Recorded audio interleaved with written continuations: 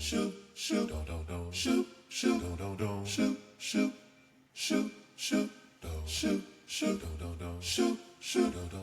that music's playing, otherwise I look ridiculous. Welcome, y'all. It's your boy, Rencity, host of Sports and Shorts of Sorts. It's been some time, and like I said, I haven't recorded an episode in some time talking about the Luka Doncic, Anthony Davis trade, so it's been a while. Brain's kind of been mush. Still been consuming sports as I usually do, but work's been wild, and then politics. If you ever go down a wormhole of looking up domestic, international politics, you're not going to believe it. You're going to be like, oh my god.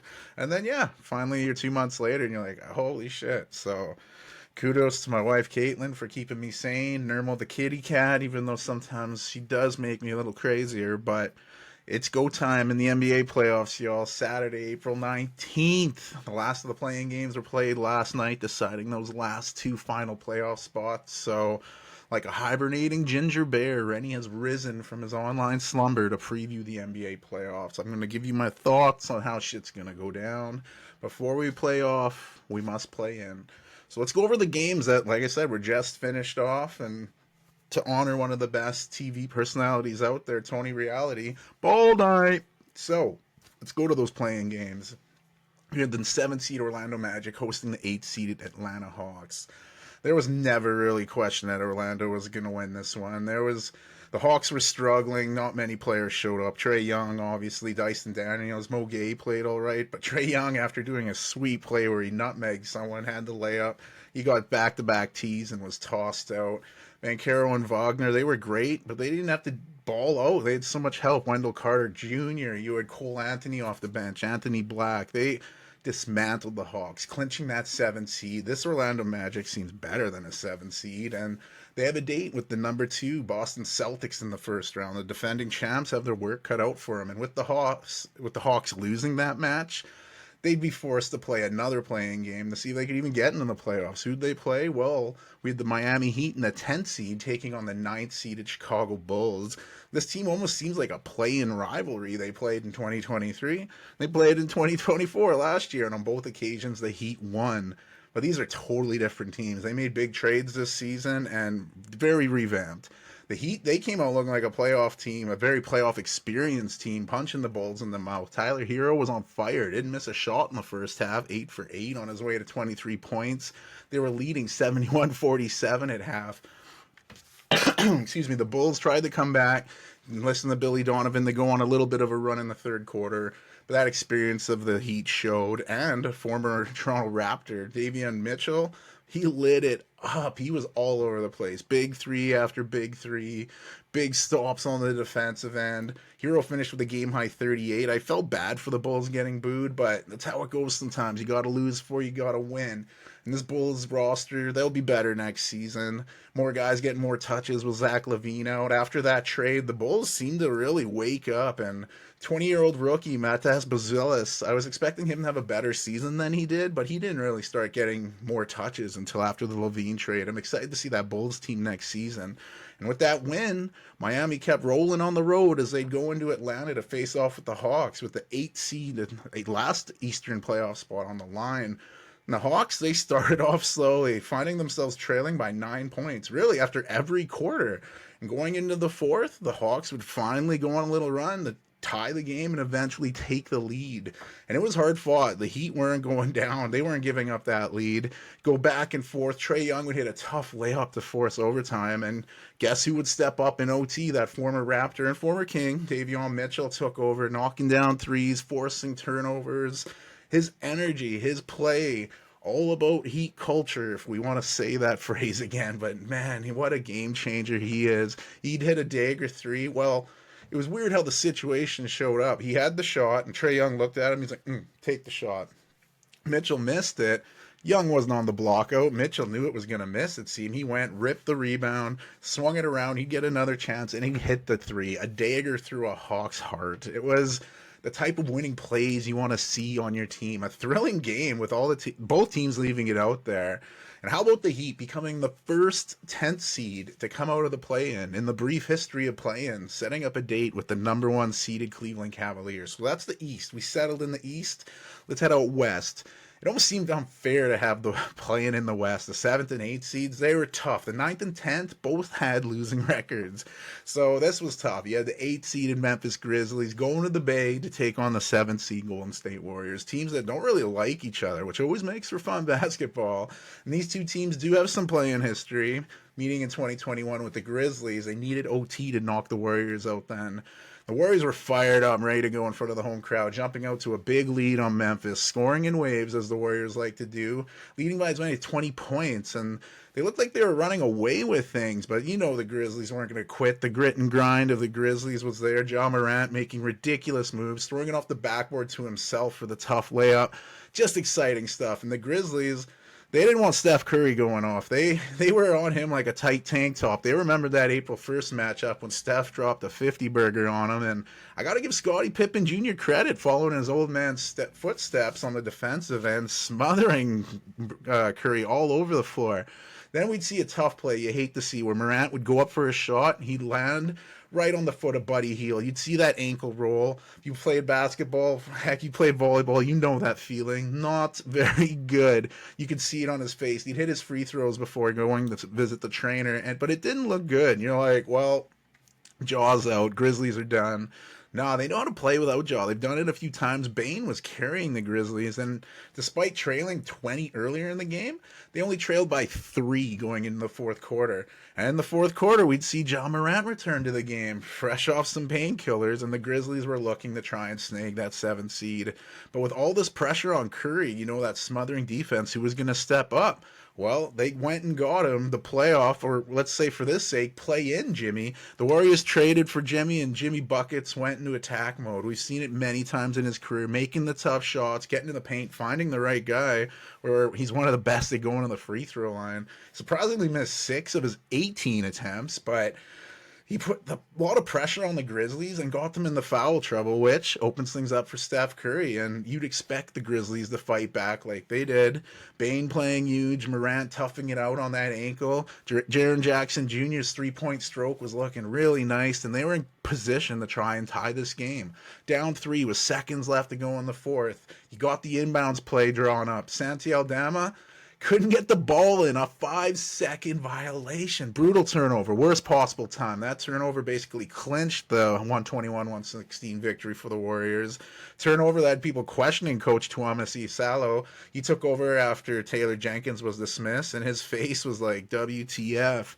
Anytime the Grizzlies looked poised to knock out the Warriors, Steph Curry would do Steph Curry shit. Pump fake, 3. It's just, we're so lucky to watch this guy play. And like I said, Jimmy Butler, he finished with 38.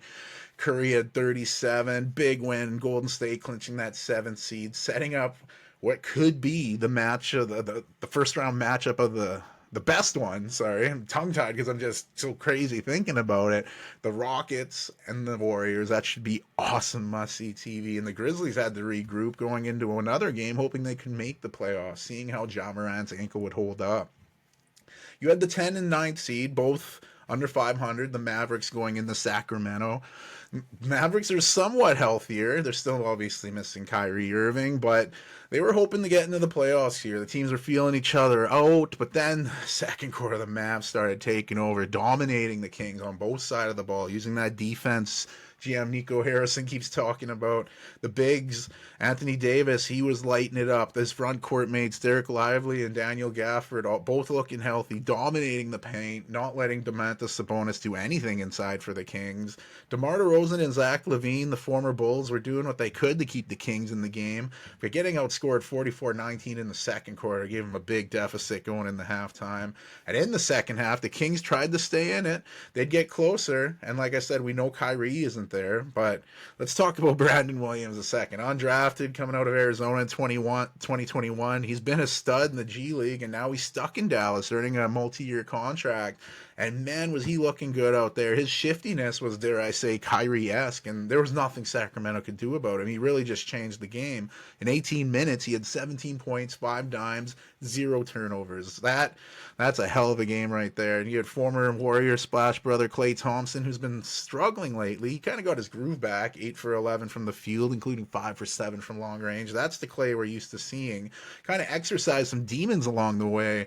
The Warriors lost to the Kings last season in a play-in game, and we remember Klay Thompson was ridiculed. 0 for 10 from the field, 0 for 6 from three-point range. So good to see one of the NBA's greatest shooters get his groove back. And on the back of those performances, we got to talk about Anthony Davis. People are like, I know it's a tough situation to send Luka away, but you can't hate on Davis for that. He didn't ask for any of this, and he balled out 27 points, 9 rebounds, 3 blocks. No more of this. He can't beat Sabonis talk. He sure beat him that night. And now, Nico Harrison's like, hey, look at the team I got. So this set up the matchup.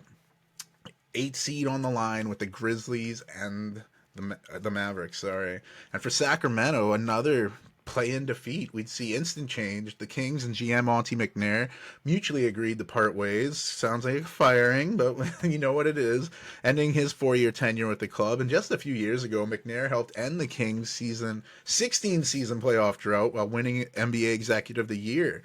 Former Raptors, Spur, and Bull DeMar DeRozan said, this is probably the most I've been through in my 16-year career. The season that we had, it was a lot. So that's a lot coming from DeRozan. The team does not seem very optimistic.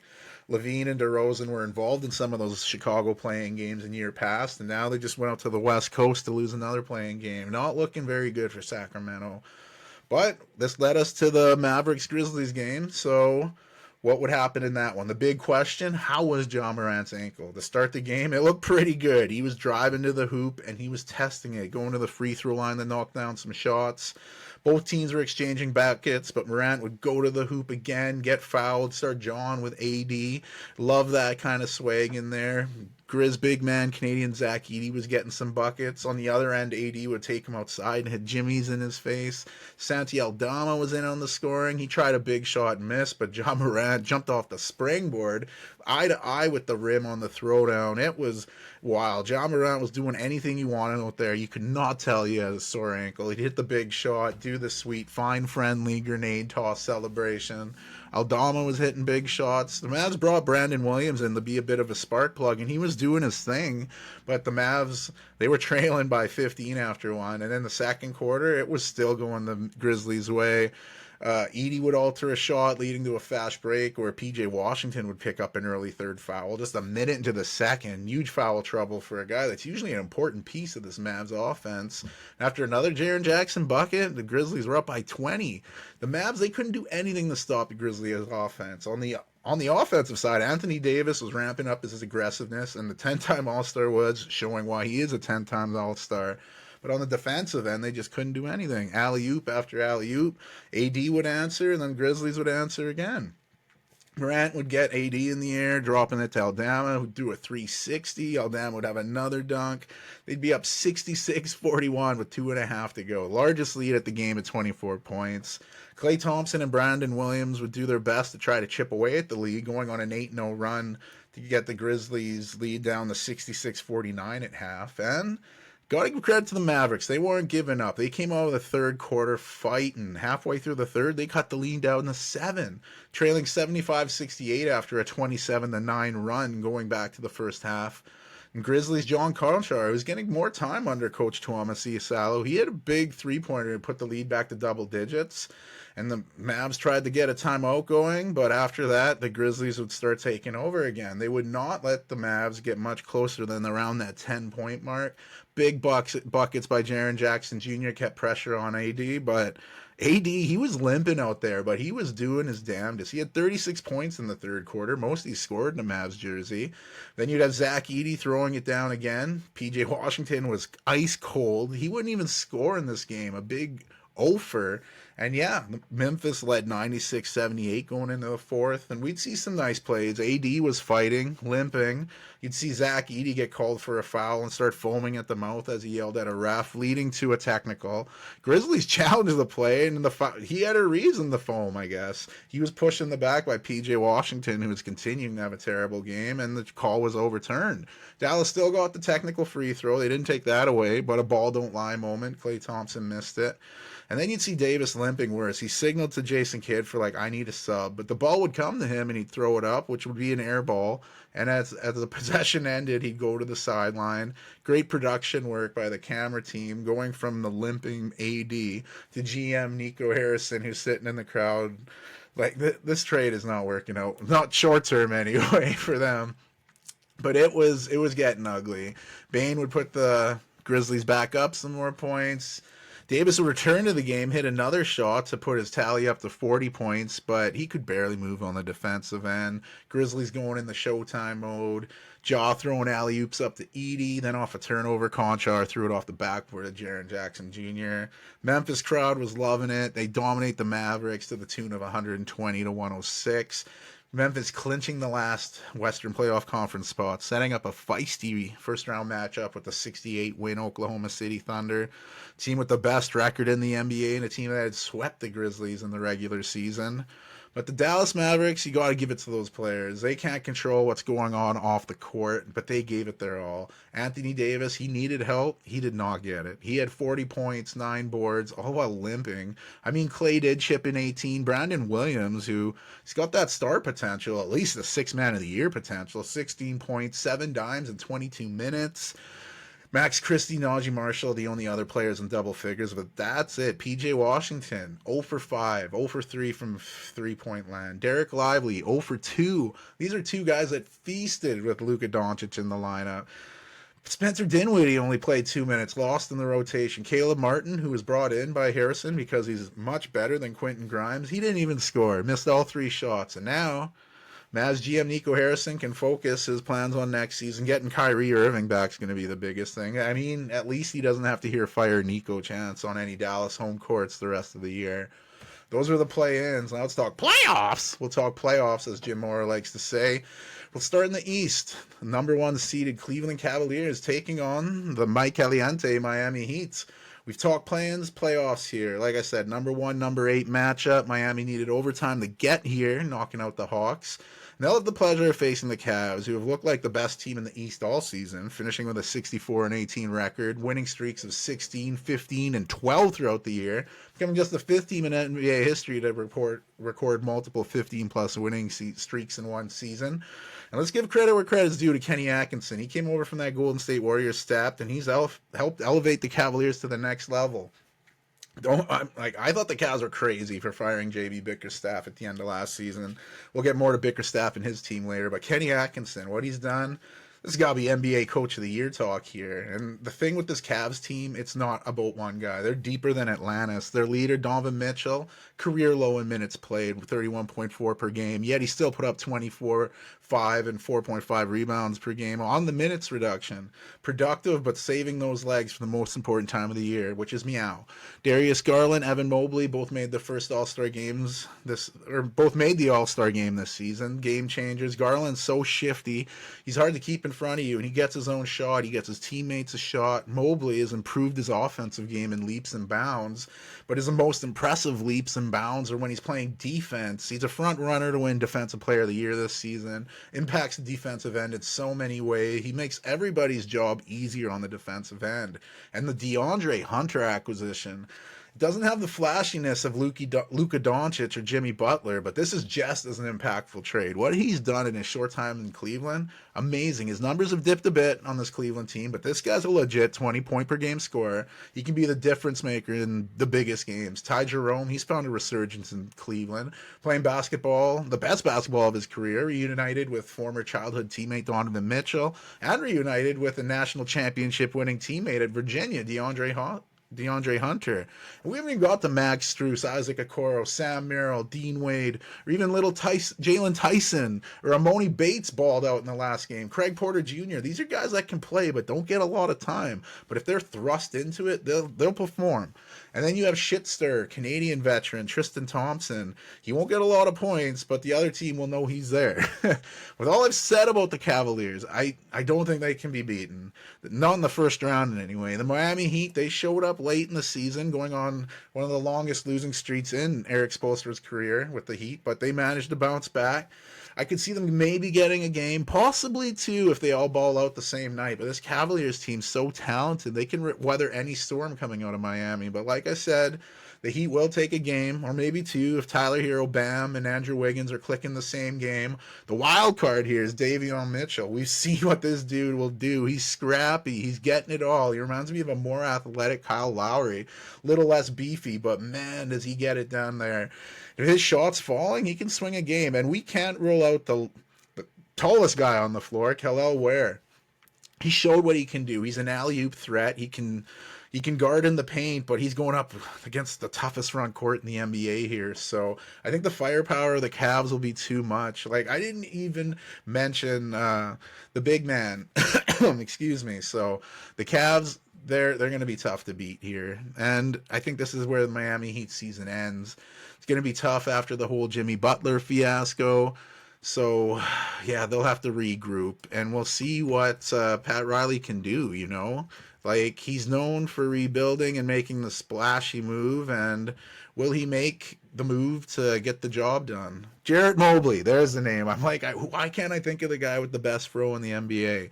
But that Cavaliers team, they're winning this 5, maybe 6 games, but I see them beating the Heat in 5. And that'll bring us to the next series. This is a 4 versus 5, a juicy all-Central Division matchup. You have number 4 Pacers hosting the number 5 Milwaukee Bucks, a rematch of last year's first round in the NBA playoffs, where yours truly predicted the Pacers to beat the Bucks, just as they did. And last season, the Pacers owned the Bucks throughout the season, and it ended up following suit in the playoffs. This year, the turntables have showed up a bit. The Bucks beat the Pacers 3 out of 4 times in the regular season. None of the games really close, so we'll see if the Bucks can avenge in the playoffs here. There are already questions around the Milwaukee Bucks coming in. The biggest of them all, the health of superstar Damian Lillard. The 9-time NBA All-Star hasn't played since March 18th, missing the final 14 games of the Bucks season, dealing with deep vein thrombosis, commonly known as the blood clot. It's been said Lillard is no longer taking blood thinners. He's been cleared by team doctors to begin working towards his return. Doesn't look like he's going to suit up in Game 1, but Dame Dolla could make the return in this series, and he'll be welcomed with open arms. And the lengthy arms of 2-time NBA MVP Giannis Antetokounmpo, the Greek freak, has quietly put up another dominant season, second in the league in scoring with 30.4 points per game, 6th in rebound with 11.9. He does it all so often that it's just sometimes taken for granted, but we are witnessing one of the best players in the NBA history, and he's a big reason the Bucks finished the season on an 8-game winning streak. Now these Bucks are going up against a tough Pacers team, and the Greek freak won't be able to get it done alone. Milwaukee made a big move to acquire Kyle Kuzma. He was supposed to step up and play like Chris Middleton did before he picked up injuries on that way to the title, but I feel Kuzma has underperformed a bit since coming over from Washington. I feel Gary Trent Jr., or heck, even Kevin Porter Jr. can be relied on more than Kuzma, unless he elevates his game to look more like the guy from that 2020 NBA championship winning Lakers team. They took a big swing on this guy, getting rid of A.J. Johnson. That 20 years old, he's athletic. That dude could be a star in this league. So Kuzma's going to have to elevate his game, or this trade could really come back to bite the Bucks in the ass here. But one piece that is coming back, not from a trade or anything, was Bobby Portis late in the season. Suspended 25 games for violation of the anti-drug policy. He returned to the lineup late, and his presence is felt everywhere. He makes things easier for Brook Lopez. He could help Jericho Sims with the minutes he gets. He came over in that Kuzma trade as well. This is not the same team that won the championship back in 2021, but they do have the Greek freak. And if Dame Dolla can get back in the mix, Doc Rivers could have this team making an NBA Finals run. They did win the second ever NBA Cup, so they will be trying to become the first team to win both trophies in 1 year. But let's not just talk Bucks here. Let's talk about these Pacers. They do have a better record. And although they only beat the Bucks once in 4 games this regular season, they have a pretty good resume of what they've done on the rest of the league. They can score in bunches. Similar to my praising of the Cavs and their depths, the Pacers have 7 different players averaging double figures. They can hurt you in so many different ways. Point guard Tyrese Halliburton, he's guiding the ship. And including players that have played a minimum at least 50 games, Halliburton has a league best 5.61 assist to turnover ratio.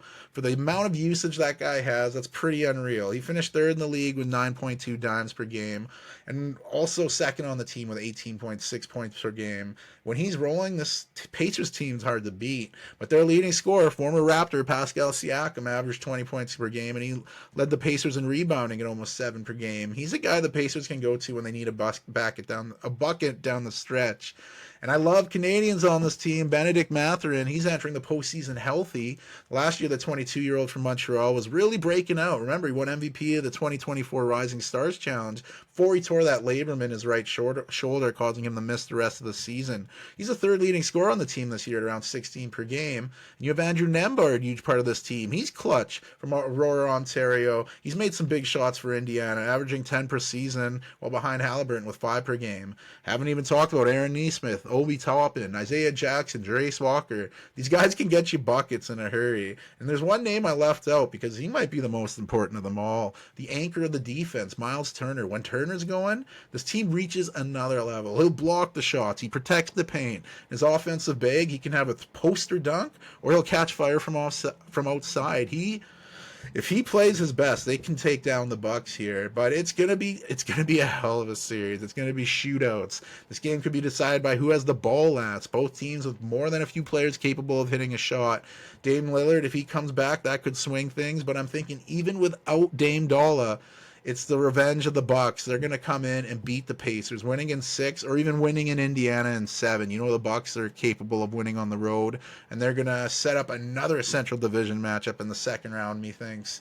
This brings us to our 3 versus 6 matchup, and it could be the best of the bunch, sounding like a broken record here.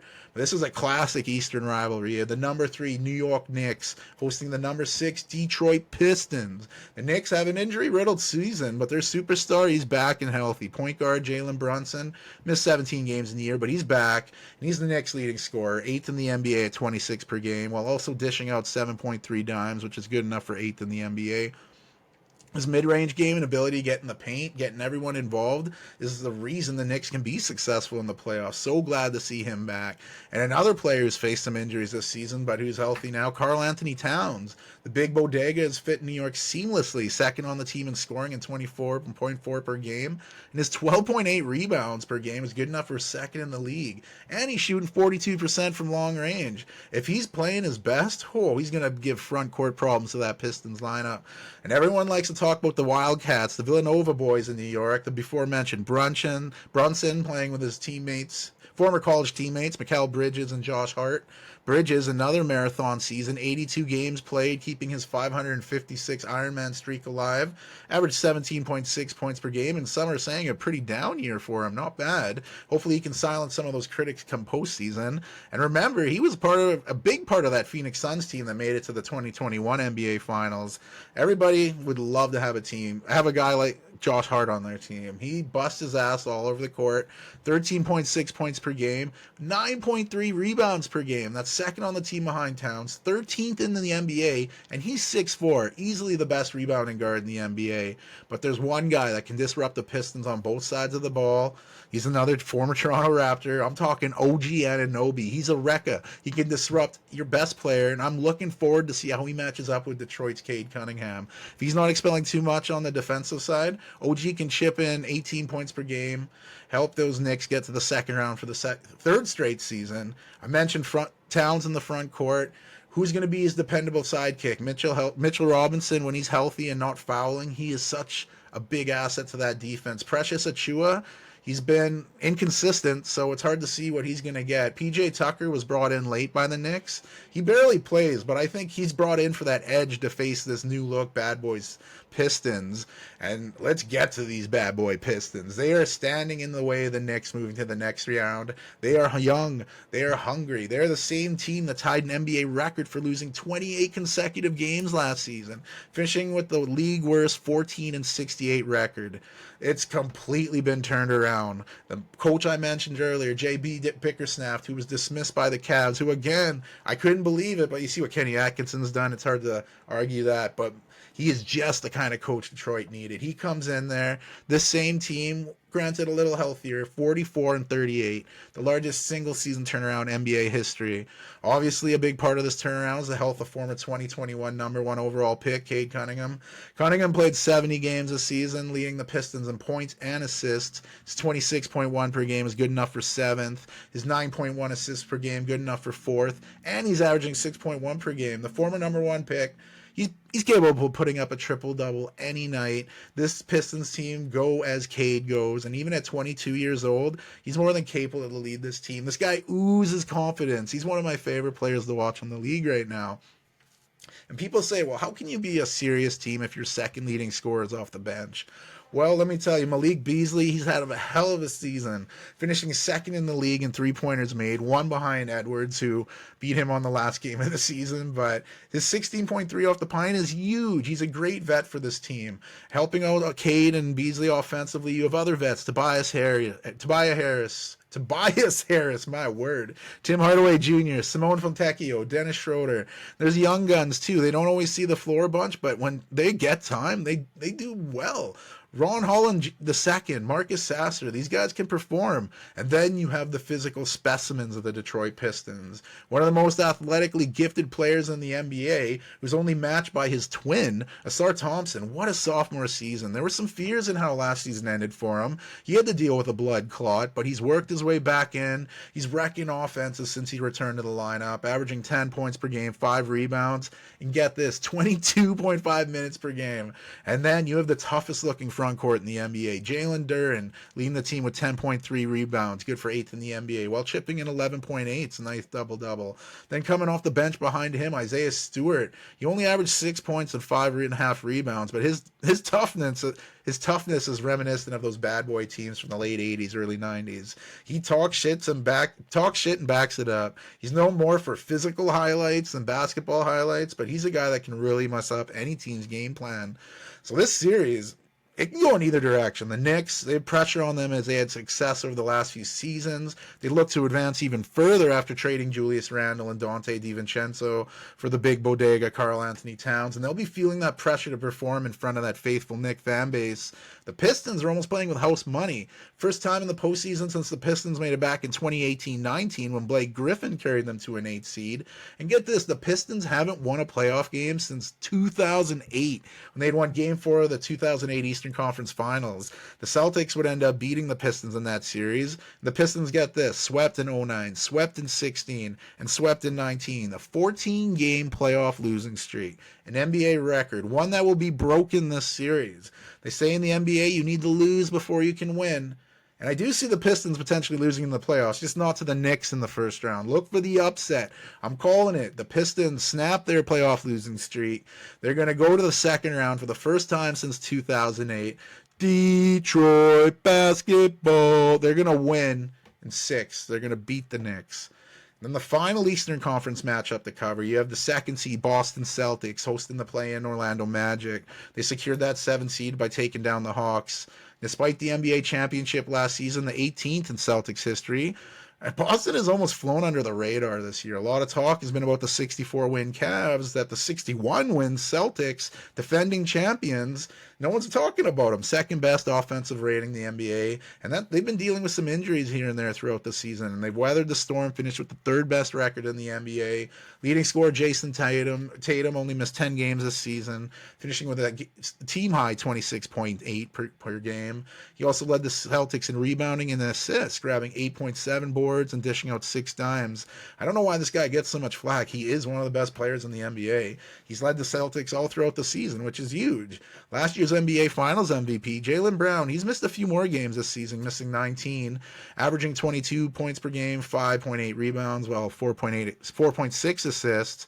But his defense is really what elevates his game here. He is something else on both sides of the ball. But there are concerns regarding Brown's knee coming into the postseason. He's having discomfort in that knee at the worst time of the year. Hopefully it's nothing serious and something he can play through without dealing with too much pain. But it did keep him out of the lineup in games down the stretch leading up to the postseason. Other injuries, one that's been problematic throughout his career, Kristaps Porzingis, almost missing half of the season. But when the big Latvian's on the floor, he's a game changer. Almost 20 points a game, almost 7 rebounds per game, blocking 1.5 per game. He changes things on both sides of the floor. But you got Mr. Reliable, 38, turning 39 in June, Al Horford. He's filled in whenever asked to. The ageless wonder always seems to step up. Luke Cornett's been huge for the Celtics this year. And I know Keita doesn't always get out there, but when he's out there, he's going to dunk on somebody. So hopefully I can see him on the court this series. but they really, really would like to see KP healthier. Then there's the unsung heroes, former Spur Derek White, Drew Holiday, potential Sixth Man of the Year winner Peyton Pritchard. These guys do whatever is needed of them. The perfect team players. They'll hound you defensively. They'll hit a three with you right in their face. Pritchard's really developed his game, one of the best bench scorers in the NBA. And he's always a threat to hit a buzzer beater, especially from around half court. So as good as they are offensively, the Celtics also have the fourth best defensive rating in the NBA. But the roadblock to back-to-back titles starts with this Orlando Magic team. It's tough to do. A feat has not been pulled off of the repeat champions since the Golden State Warriors did it in 2018, 2019. And in the Orlando Magic, if you remember, if you've been listening, they did beat the Hawks to get into this play-in here, to get into the postseason. Their win-loss record dropped a bit last season, where they won the division with 47-35 record. They did finish at 500, 41-41, which was still good enough for a division crown. But to be fair, the Magic dealt with some serious injuries throughout the year. They're two-headed beasts. They've dealt with some injury spells. Former number one overall pick in 2002 out of Duke, Paulo Banchero. He only played 46 games this season, dealing with that torn oblique earlier in the year. He managed to return and put up big numbers. He still led the team with 25.9 per game, leading the team in rebounds and assists as well at 7.5 rebounds and 4.8 assists. It wasn't just Banchero who was injured, though. German superstar Franz Wagner, he only played 60 games this season. He was picking up the slack after Banchero went down with his oblique injury, but in what almost seemed too coincidental to be real, Franz Wagner would suffer a torn oblique as well, the same injury Banchero dealt with. But Franz, he finished the season with good numbers, just behind Banchero with 24.2 points, almost 6 boards, and almost 5 dimes. Those weren't the only injuries the Magic faced, though. Franz's older brother, Moritz Wagner, he suffered a torn ACL, gone for the year. Jalen Suggs, boyfriend of 11th overall WNBA draft pick Haley Van Lith, he was having a pretty good season. Then he suffered a knee injury requiring season-ending surgery. But despite those setbacks, the Magic still won the Southeast. They're able to get into the playoffs. Doesn't seem fair their reward is a date with the defending champion Boston Celtics. But if there is one team that can mess up the Celtics' dreams, it's the Magic. The Magic beat the Celtics twice in the regular season, and the thing with the Magic, head coach Jamal Mosley has this team hanging their hat on the defensive end. The Magic have the second best defensive ranking in the NBA, trailing only the Thunder. And when you play defense like that, you're always in the game. Anthony Black, Jonathan Isaac, Wendell Carter Jr., two-time NBA champion Condavious Caldwell-Pope, all hang their hats defensively. They can fuck up your offense. Those guys, they can chip in offensively as well. But if this team needs an offensive spark, they go to the guy off the bench, the before-mentioned Cole Anthony, son of former NBA player Greg Anthony. He showed what he can do in the play-in, and he can do it in the playoffs too. Underrated guys, Georgian forward Goga Batadze, rookie Tristan da Silva, they could pop up and do some damage to the Celtics. And I have to give another Canadian shout-out here. I mentioned his University of Texas teammate earlier. I'm talking about Toronto, Ontario native that was drafted by my Spurs back in the first round in 2011, veteran guard Corey Joseph. He's been getting some time in the starting lineup, and he seems to set the tone for the youngsters to come in after him and take over. The Magic are cooking right now, and they've overcome a lot of adversity to get where they are today. So after looking at these teams, who comes out this series a winner? You can't have the defending champions getting bounced this early, can you?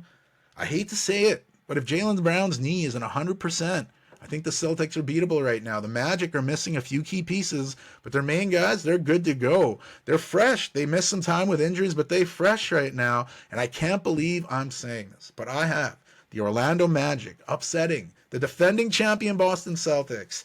It's hard to repeat as NBA champions, and this postseason will be another reminder of how hard that feat is.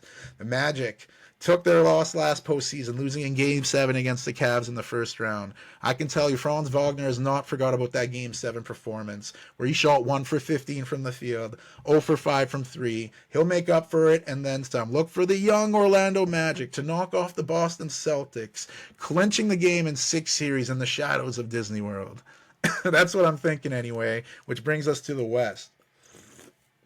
As we shift to the West, there's one team that's dominated from really start of the season to the end, the Oklahoma City Thunder. The NBA was surprised when the young Thunder took the took the number 1 seed last season, but they only improved on that, finishing with an NBA best 68-14 record this season. Potential MVP frontrunner Shai Gilgeous-Alexander led the league with 32.7 points per game. becoming the first Canadian ever to win an NBA scoring title. He did it while also averaging 6.4 assists per game, 5 rebounds, 1.7 steals. But it's not all about SGA. This Thunder roster, they're stacked. I spoke of the depth of the Cavaliers and the Pacers. Put the Thunder right up there too. 7 players averaging double figures. They can come you at different ways. Jalen Williams, J-Dub, made his first NBA All-Star game this season. Second on the team in scoring with 21.6 per game. 5 dimes, 1.6 steals per game, slightly better rebounding rate than SGA, and he's one of those players that can do it on both sides of the ball. Aaron Wiggins, Isaiah Joe off the bench, both causing a ruckus. Wiggins with 12 points per game, and the sharpshooting Joe with 10.2. Another Canadian, Montreal, Quebec's Lou Dort, one of the league's best defender, also chipping in 10 per game. He'll get the opposing team's best defender, and he won't complain about it. He wants it. The front court of the Thunder, there's something else too. Chet Holmgren, another injury-filled season. They're saying he was a little thin up front. He's only suited up for 32 games this season, putting up good averages, though, of 15 and 8, blocking 2.2 shots per game. But the addition has really helped him, and that addition has been the physical Isaiah Hartenstein. He dealt with injuries this season as well, only playing 57 games, but iHart put up 11.2 points per game while grabbing 10.7 rebounds and throwing in a block per game. That dynamic duo in the front court is a force, and then off the bench you have another Jalen Williams. A little bit different spelling, going by J-Will, but a big man that's dealt with injuries most of the season, but in the latter stages of the season, he was recording his first 3 triple-doubles of his career. Another threat in the Thunder lineup. And I even got to Cason Wallace, Alex Caruso, Elmer Fudd, or Kenrich Williams. This team is stacked, and they're built for a playoff run. But facing them, the Memphis Grizzlies, they ended the Mavs season, and they're going to give the Thunder one hell of a test. I know the Thunder swept the Grizzlies this season, but this isn't a back-down Grizzlies team. They're going to stand up and fight anybody. I spoke about Ja Morant, that ankle injury. He didn't look like he was bothered from it. He can get anywhere he wants on the floor, and he could. Desmond Bane, Jaren Jackson Jr., both 20-point-per-game capable players.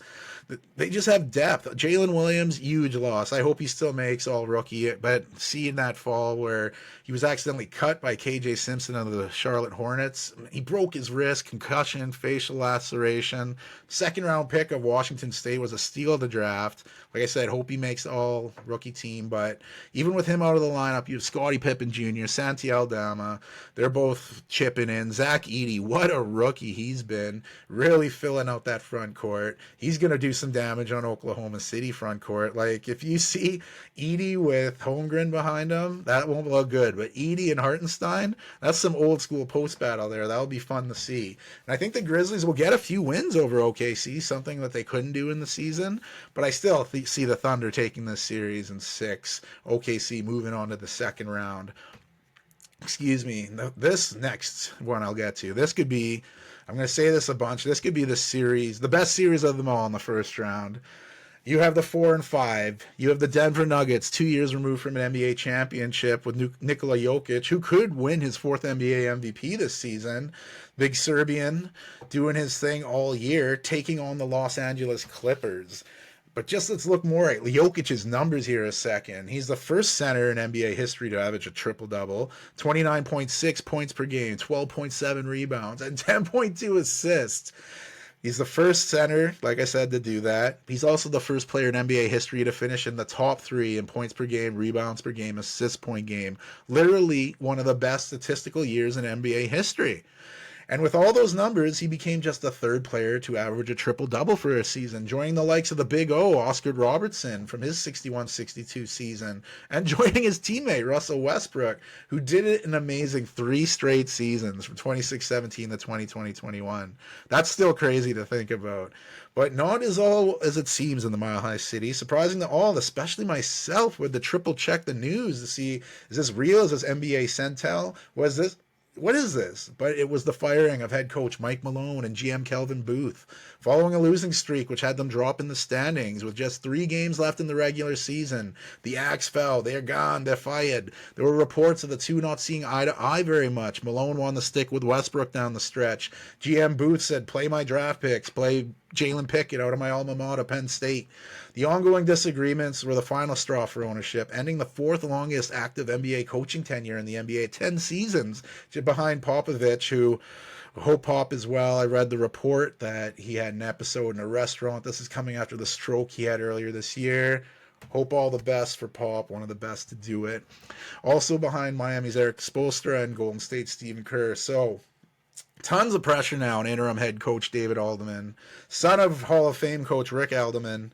And to carry this team back to the NBA Finals, there's tons of pressure on him. Tons of pressure on another Canadian, star point guard from Kitchener, Ontario, Jamal Murray. He's dealt with injuries over the season. He's played some disappointing ball over the last few years. By his standards, he didn't have the best performance with Team Canada at the Olympics. His injury-riddled season this year, he's still averaging around 21 points per game and 6 dimes. But the biggest ability they need from him is availability. He needs to be on the floor, working that dynamic pick and roll with Jokic. Porter Jr., his name's been brought up on a lot since the dismissal of Malone and Booth. Lots of pressure on him to elevate that 18.2 points per game into the 20s. Christian Brown has stepped up his role, but the Nuggets are still going to need some more consistent play from Aaron Gordon and the before-mentioned Russell Westbrook. These are guys that we know are important pieces, but they've got to play better. That's straight up. Jokic can't do it all, and they're capable, and we know they can do it. So we'll see what's happening here. But there has been some head scratching moments with Westbrook at the end of the games. I don't know if you're going to want to bench him, but you're just going to need him to play better, as I said. And Booth, he was demanding it, and some of those young guys may have to step in. Julian Strother, Peyton Watson, and the before mentioned Jalen Pickett, they could impact this series in a positive way for the Nuggets. Tons of pressure on this team, the panic last-minute firings, the rumblings in the locker room, a first-round bout that could be the first pillar to fall on this Denver team here that just won a title 2 years ago. And I'm constantly talking about the pressure on this Nuggets team, and it's not only they're doing, it's because of who they're playing. The Nuggets are going to have their hands full, and then some. Hosting the 5th seed Los Angeles Clippers, one of those teams that kind of flew under the radar all season, but they're a veteran team, ring-hungry vets, and a few NBA champions, but one guy who's done it with a few teams. And they're coming in the playoffs on an 8-game winning streak, winning the finale against the Warriors to clinch the 5th seed and avoid the play-in. Clippers are cooking at the right time. James Harden, he's been a constant for this team, playing 79 82 games. Former NBA MVP has really thrived with his leadership role with the team. At 35 years old, he averaged 35 minutes per game, averaging 22.8 points per game, 8.7 assists, which is good enough for 5th in the NBA, while still grabbing almost 6 boards. His turnovers are high, but his usage is high. Former Toronto Raptor Norman Powell, putting up all-star numbers this season, and was considered a snub when he didn't make the game. He's fought some injuries this season, but he's one of the best scorers for the Clippers, averaging almost 22 per game. He would a lot of times just put the offense on his back and take over. And I mentioned Harden's consistency. His big man has been there the whole way. Croatian center Vika Subac, he's had a career season, 16.8 points per game, 12.6 rebounds per game, good for 4th in the NBA. Despite his amazing double-double numbers, he also anchors a third-best defense by defensive rating in the NBA, prompting for many people to call for Zubac to take home Defensive Player of the Year. That trio is very important to the success of the Clippers, as well as some contributions from Amir Coffey, Nicholas Batum, and some newer faces like Bodag Bogdanovic, came over in the trade with the Hawks, Derek Jones Jr., who signed from Dallas, and Chris Dunn, who signed from Utah. But the most important piece of them all is a player who only played 37 games this season. I'm talking the former Spur, the former Raptor, Kawhi Leonard, the Cyborg. He's battled knee injuries over the last season, but despite that, when he suits up, you never know it. He always delivers. He battles these injuries. He comes in 21.5 points per game, almost 6 rebounds, but those numbers throw him out the window. Down the stretch, he was dominating games. You knew they were going to Kawhi. He dribbled to his mid-range spot, and he'd score on you. Wash, rinse, repeat. Board man gets paid. That's what he does. If his knee holds up, this team go on a title run. He's done it with San Antonio. He's done it with Toronto. Can't wait to watch this series. So after I praise both teams, talking it up, who do we go with? Again, this is tough. This is damn near a coin flip. Dare I say it comes down to coaching experience? If I'm leaning that way, the Clippers dominate this matchup. No offense to the young David Adelman, his first ever NBA coaching gig, and he's going up against some stiff competition. Coaching the Clippers, you have Ty Lue, NBA champion. Who else is on his bench? Jeff Van Gundy, Larry Drew, Brian Shaw, Jerry Larionega, Brandon O'Connor. This is a good coaching staff. This series is going to be a slugfest, maybe even going 7 games, and I see the Clippers soaring into the Rocky Mountains and knocking out the Nuggets. Nikola Jokic may very very well end up getting another MVP to add to his trophy case, but he's going to hate it because he's going to get knocked out in the first round. That ring-hungry motivation of James Harden, that combined with that coaching experience, I think it's going to make the difference, and the Clippers will win in 7 games, breaking more hearts in Denver along the way. I imagine Michael Malone might pop a bottle of champagne, and it'll end a tough season for the Nuggets as they enter an off-season of uncertainty. Sounding like a broken record, but another series with potential for best of the opening rounds. And this one's got star power all over it. You have the 3rd seed, Los Angeles Lakers, hosting the 6th seed, Minnesota Timberwolves. Stars galore, a dream matchup for the NBA. One of the most heralded franchises in NBA history, the Los Angeles Lakers. 40-year-old LeBron James still killing it in season 22. Averaged 24.4 points per game, 8.2 assists, 7.8. That's amazing at 40. He finished just under 25 points per game. His streak of 25 point per game seasons ending at 20, which is an NBA record. The longevity of LeBron James is unlike anything we've ever seen. I've been lucky to watch this guy ball out in the NBA since I was in fucking high school. Every time I think of that, it's mind-blowing. The kind of longevity that leads to him potentially suiting up with his son, Bronny James, in a playoff game. Absurd, insane to say.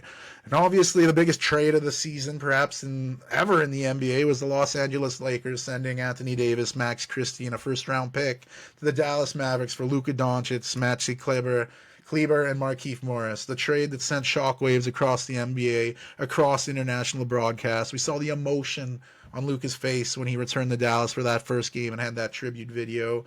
He did not want to get traded from Dallas. We've heard that. We saw the broken phone he threw when he got the call. And Luka Doncic is one of the most talented offensive players we've ever seen in the NBA. 26 years old. He's already made 5 All-NBA first teams. He's got Rookie of the Year. He helped guide the Mavericks to the NBA Finals just 1 season ago, where he fell to the Boston Celtics. The combination of 2 of the greatest basketball minds ever, it's looked pretty good. Overlooked because of these 2 future Hall of Famers next to him is third option Austin Reeves. The dude could be a second or maybe even a first option on some teams. And the undrafted guard over at Oklahoma, he's still 26 years old. A very effective player. That trio will dictate how far the Lakers go. But we know it's not a 3-player game. This is an Ice Cube's league, although got to give a shout out to the Big 3, pumped it's starting up again, June 14th. But the NBA has 5 guys on the floor, and who's going to help that Lakers trio? It's good options. Rui Hachimura, I feel this dude's a 20-point scorer that doesn't get the touches because of who else is on the team. That guy can get you some buckets. With the departure of Anthony Davis, obviously the glaring hole is right in the middle.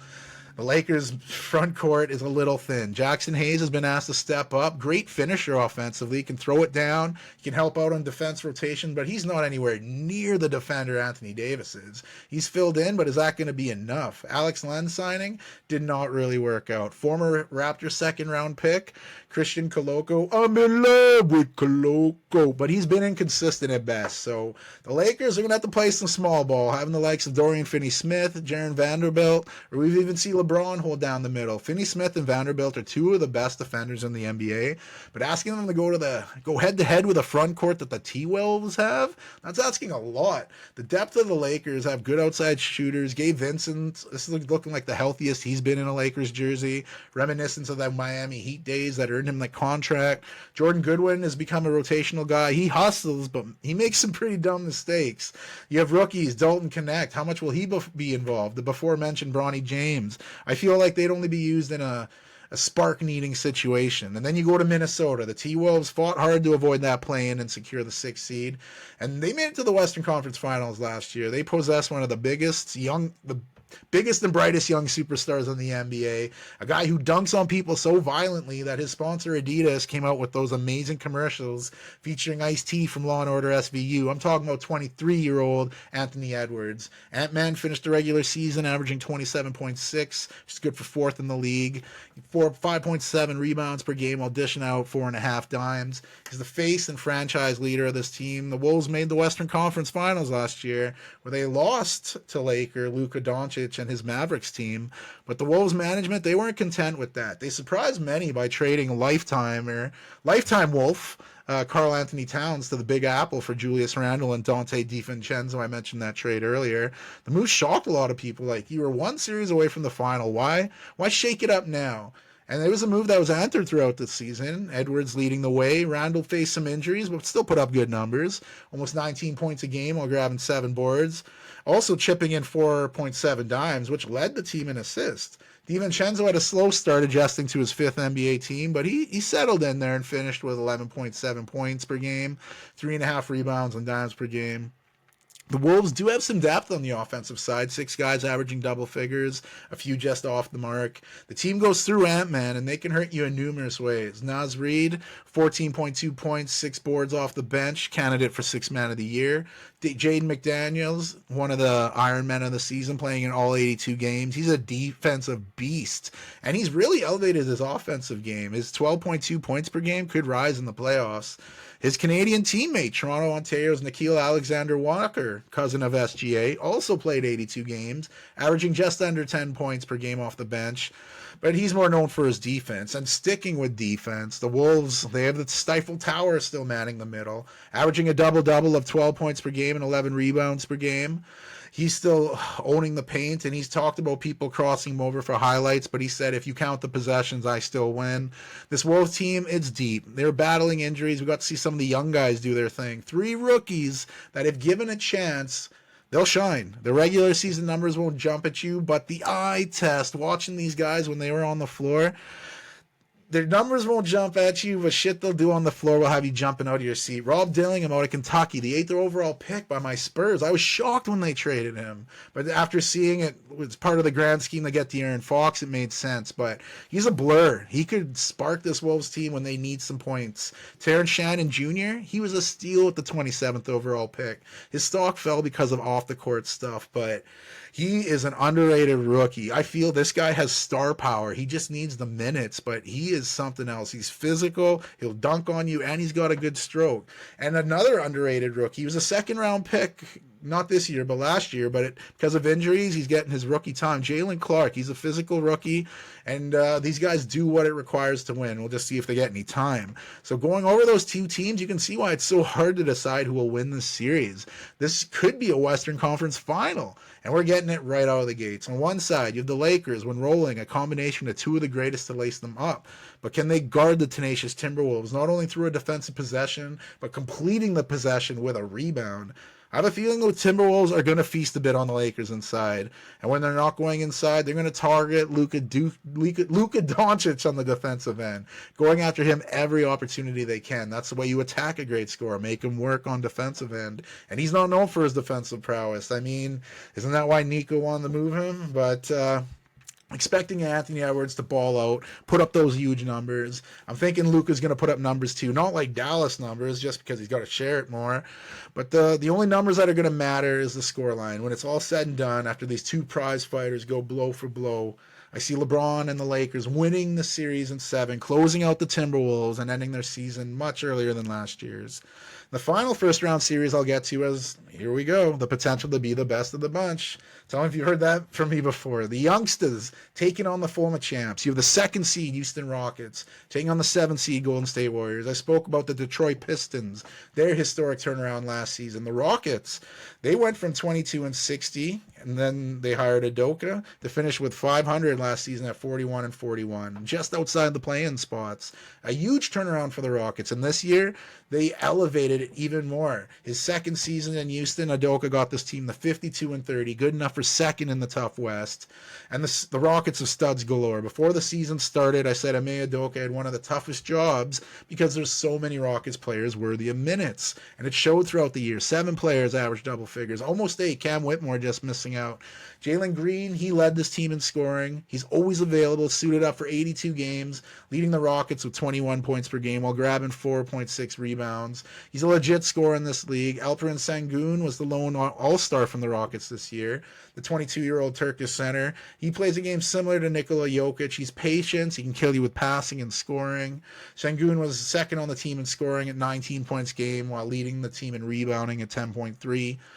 Also, while second on the team with almost 5 per game, former Raptor Fred VanVleet, he's dealt with injuries this season, but he's got that championship pedigree from his time with the Raptors. They call him Steady Freddy for a reason. And sticking with Canada, we have Dylan Brooks, another vet on this team. He likes to stir shit up, and the team has taken that mentality on a bit. He's like an extension of Coach Udoka, a very physical player. But let's get back to those young guns. Amen Thompson, one of the most fun players to watch in the league. I mentioned his twin earlier, Asar Thompson of the Pistons. Cade Cunningham would said about Asar, he's a different dude. He's not like us. LeBron would repeat the quote and get more pub, but that doesn't matter. It doesn't matter the messenger.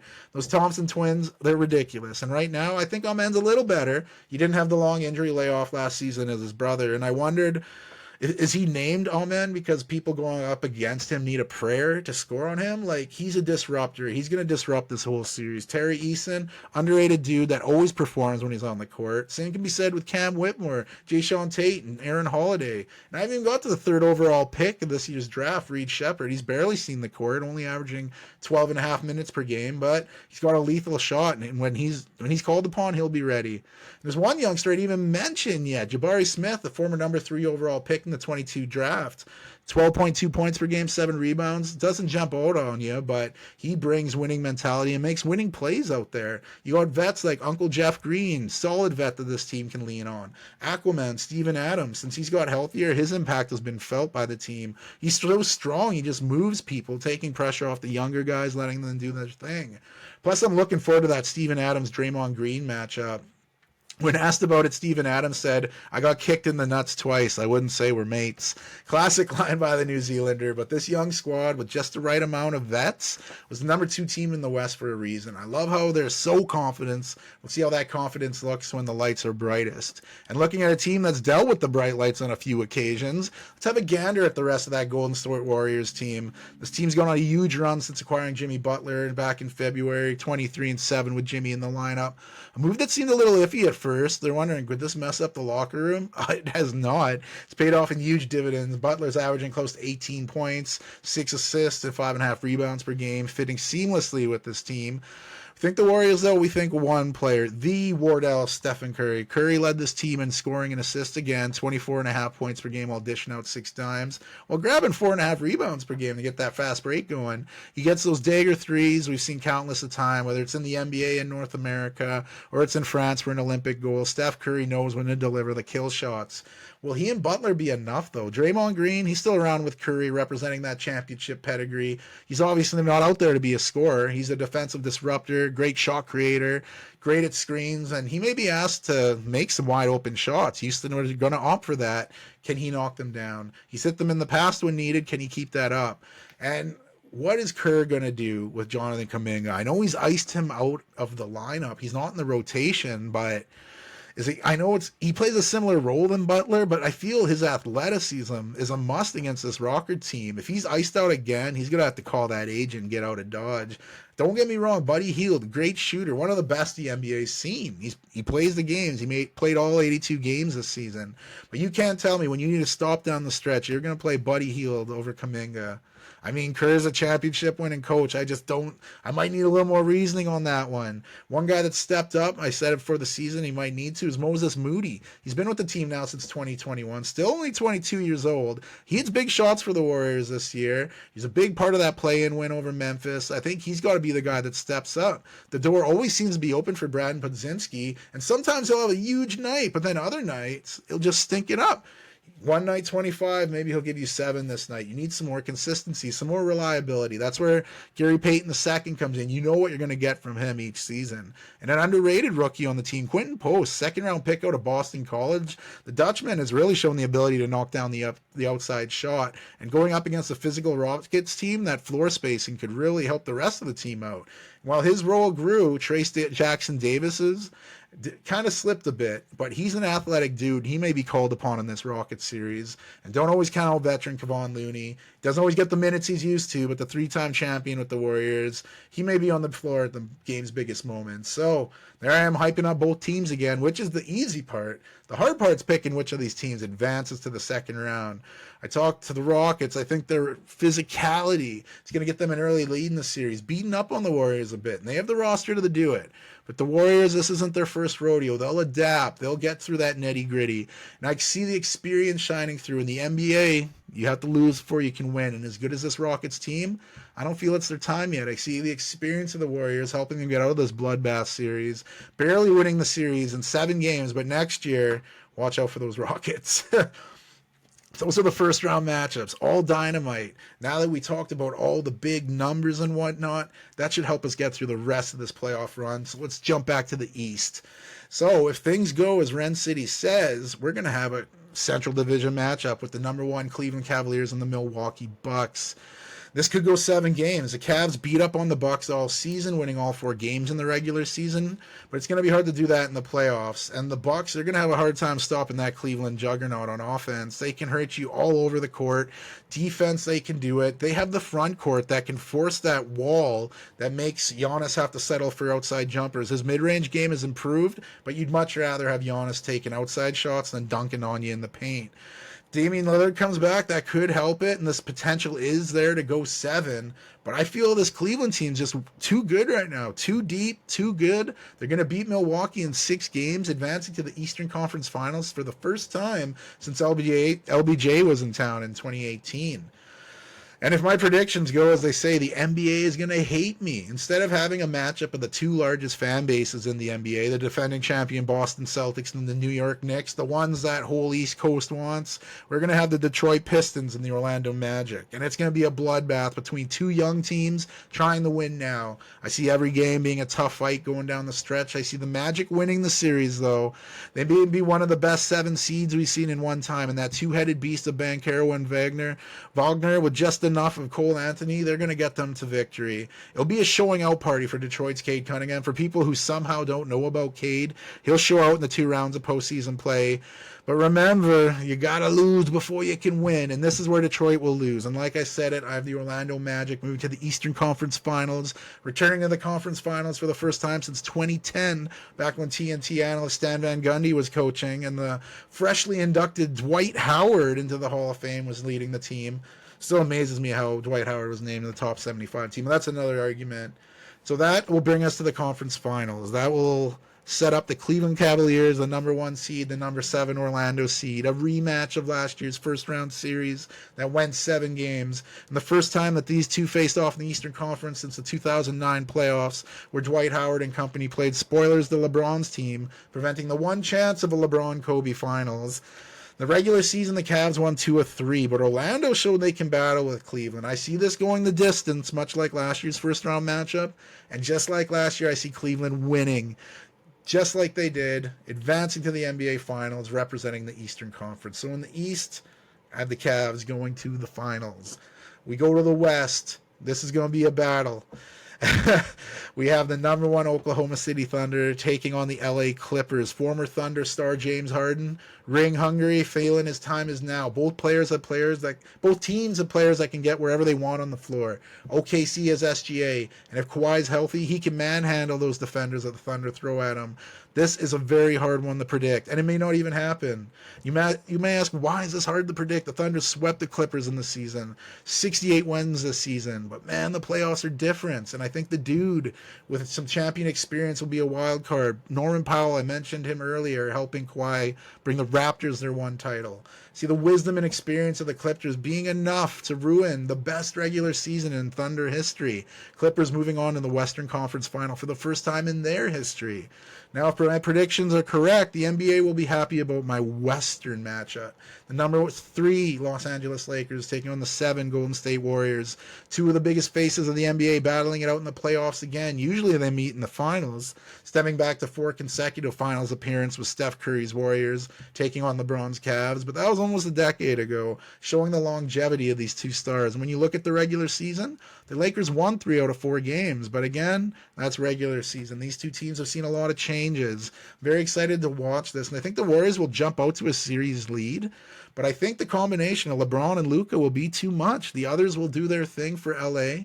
The Lakers will go back to the Western Conference Finals since 2023, back when they were swept by eventual champions Denver. Now the 2 teams merging from the gauntlet of the Western playoffs, both reside in LA. You have the third-seeded Lakers hosting the fifth-seeded Clippers. One team loved by the city for generations, another living in this big brother's shadows. But now the Clippers, with new ownership, have the new arena. They no longer need to cover up those Lakers banners during games.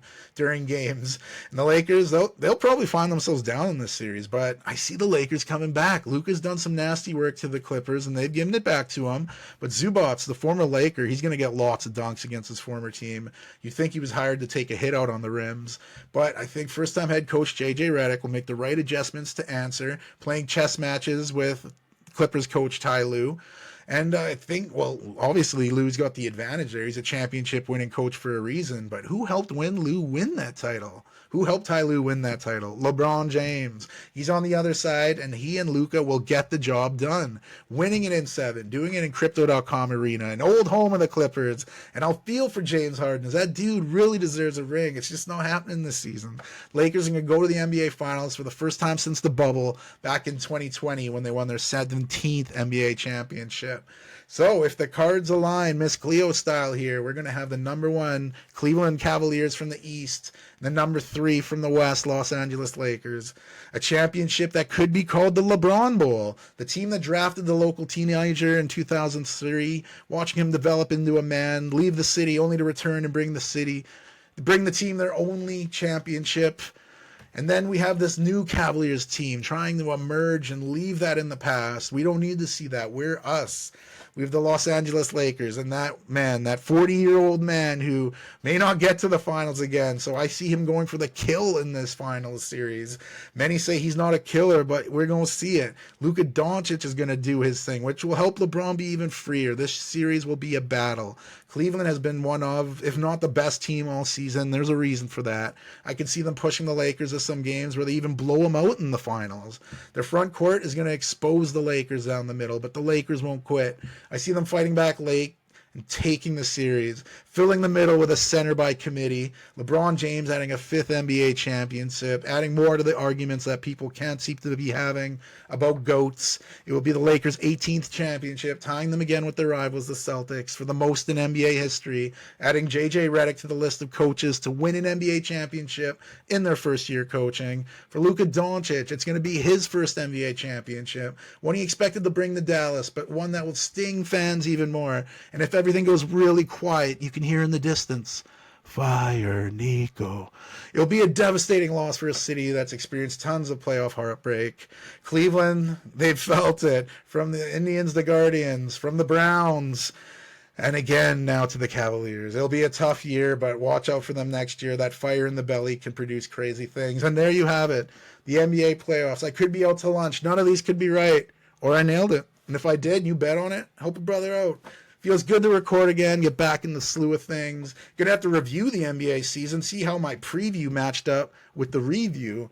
But that's what it's about. It's sports time. It's ball night. We got playoffs. We got NHL playoffs starting today. We got the Saudi Grand Prix and F1 Champions League quarterfinals ended with Real Madrid getting beat by Arsenal. In North America, we have the MLS, Canadian Premier League, the new NSL, the Northern Super League, the first women's professional soccer league in Canada. We had Rory winning the Masters. You had the WNBA draft. Shout out to Dallas Wings and Paige Beckers. French Open next month. Sports, it's hot right now, so get out there. Enjoy the playoffs. Rencity out.